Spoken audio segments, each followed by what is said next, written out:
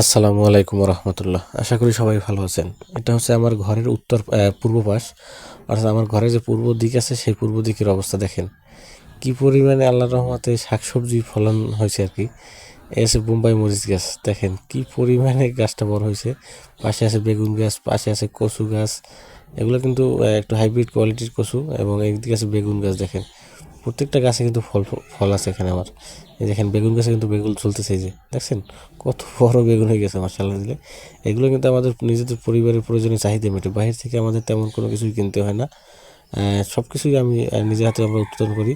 এই দেখেন এখানে বেগুনের ফুল আছে, এদিকে বেগুনের গাছের ফুল আছে, অর্থাৎ এক ধরনের বেগুন আমরা খেতে থাকি, আবার ছোট ছোট হওয়া থেকে বড় আবার বেগুন হতে থাকে। এই যে দেখেন বেগুনের কি পরিমাণ ফুল আছে, এখনো গাছে কিন্তু বেগুন আছে গাছটায়। এই যে একটু যদি ভালোভাবে দেখা, এই দেখেন গাছে কিন্তু বেগুন আছে, অর্থাৎ বেগুন খাইতে খাইতে আবার নতুন বেগুন চলে আসে। অনেক আইটেম আছে আমাদের কাছে, শাক সবজি আমরা চাষ করি, আমাদের ঘরের পাশেই হয়, কোনো খরচ ছাড়াই, কোনো খরচ নাই আমাদের এখানে।